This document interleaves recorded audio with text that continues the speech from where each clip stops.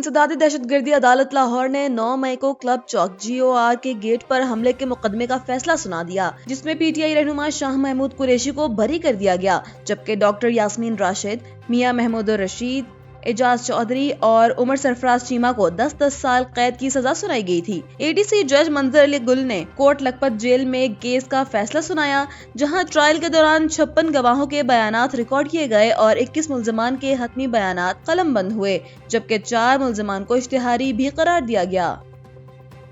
وزیراعظم شہباز شریف نے پاکستان کی جانب سے سڈنی کے بونڈائی بیچ پر ہونے والی دہشت گردی کے بزدلانہ کارروائی کی سخت مذمت کی ہے۔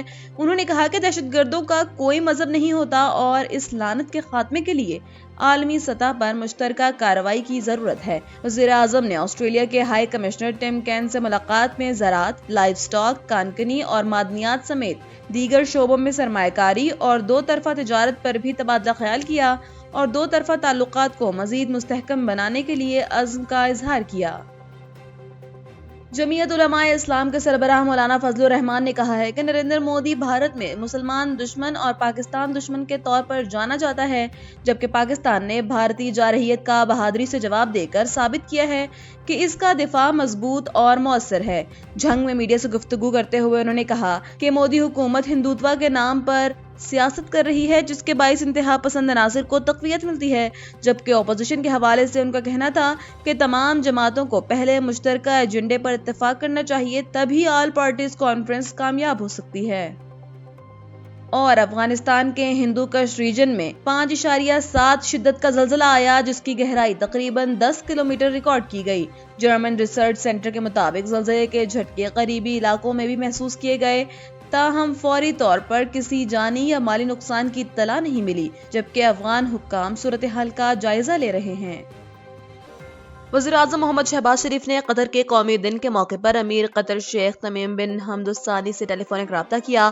وزیراعظم نے امیر قطر، شاہی خاندان، حکومت اور قطر کے عوام کو قومی دن پر دلی مبارکباد دی اور امن، ترقی اور خوشحالی کے لیے نیک خواہشات کا اظہار کیا۔ وزیراعظم نے قطر کی قیادت میں حاصل کی گئی عالمی کامیابیوں اور بڑھتی ہوئی اہمیت کی تعریف کی اور دونوں برادر ممالک کے درمیان دیرینہ اور کثیر الجہتی تعلقات کو مزید مضبوط بنانے کے لیے پاکستان کے عزم کا اعادہ کیا۔ گفتگو کے دوران وزیراعظم نے غزہ میں امن کی کوششوں میں قطر کے کردار اور پاکستان افغانستان کشیدگی کم کرنے میں سہولت کاری کی تعریف کی۔ امیر قطر نے وزیراعظم کا شکریہ ادا کیا اور تاریخی، گہرے اور برادرانہ تعلقات کو مزید مضبوط کرنے کا عزم ظاہر کیا۔ وزیراعظم نے امیر قطر کو پاکستان کے سرکاری دورے کی دعوت بھی دی۔ نائب وزیر اعظم اور وزیر خارجہ اسحاق ڈار نے کہا ہے کہ بھارت نے اپریل 2025 میں سنتاس معاہدہ یک طرفہ طور پر معطل کر دیا ہے اور وہ معاہدے کو منظم انداز میں کمزور کرنے کی کوشش کر رہا ہے۔ اسلام آباد میں غیر ملکی سفارتکاروں سے خطاب کرتے ہوئے انہوں نے کہا کہ جنوبی ایشیا میں امن و استحکام سنگین خطرات سے دوچار ہے۔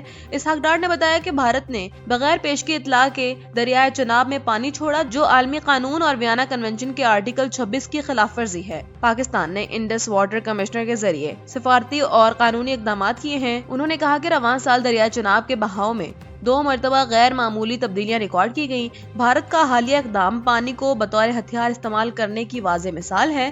وزیر خارجہ نے مزید کہا کہ بھارتی اقدامات پاکستان کی غذائی سلامتی اور انسانی بحران کے امکانات کے لیے خطرہ ہے۔ سنتاس معاہدہ جنوبی ایشیا میں امن و استحکام کے لیے اہم ہے، مگر بھارت نے ہائیڈرولوجیکل ڈیٹا اور مشترکہ نگرانی کا عمل روک دیا ہے اور تنازعات کے حل سے فرار اختیار کیا ہے۔ اسحاق ڈار نے خبردار کیا کہ بھارتی وزیر داخلہ نے معاہدہ بحال نہ کرنے اور پانی کا رخ موڑنے کا اعلان کیا، جو پاکستان کی سلامتی، معیشت اور عوام کی زندگیوں کے لیے سنگین خطرہ ہے۔ پاک چین اور پاک ایران سرحدی تجارت میں اہم پیش رفت ہوئی ہے۔ تجارتی سامان کی سیکیورٹی اور کلیئرنس کے عمل کو مؤثر بنانے کے لیے نیشنل لاجسٹک کارپوریشن نے جدید ترین سکینر سسٹمز نصب کر دیے ہیں۔ یہ سکینرز پاک چین سرحد پر سوس ڈرائی پورٹ اور پاک ایران سرحد پر گبت بارڈر ٹرمینل پر لگائے گئے ہیں۔ جدید سکینرز محض 22 سیکنڈ میں گاڑیوں اور کنٹینرز کو سکین کرنے کی صلاحیت رکھتے ہیں۔ یہ جدید ٹیکنالوجی کی بدولت کلیئرنس کے عمل میں نمایاں تیزی آئے گی اور کنٹینروں کے انتظار کا دورانیہ کم ہو جائے گا۔ سکینرز مصنوعی ذہانت سے لیس ہیں، کوڈ کی درست شناخت کے ساتھ تجارتی سامان کی ساخت کا تجزیہ بھی کرتے ہیں اور ہر سکین کے ذریعے حاصل ہونے والا ڈیٹا تجارتی عمل میں شفافیت پیدا کرتا ہے۔ مزید برآں انسانی مداخلت کم ہونے کی وجہ سے قانونی بیرونی تجارت مزید تیز اور مؤثر ہوگی، جس سے اہم تجارتی راہداریوں پر مجموعی کارکردگی میں بہتری متوقع ہے۔ اسلام آباد ہائی کورٹ نے اولمپک چیمپئن ارشد ندیم کے کوچ سلمان بٹ پر عائد پابندیاں ختم کرنے کے خلاف پاکستان ایتھلیٹکس فیڈریشن کی درخواست خارج کر دی۔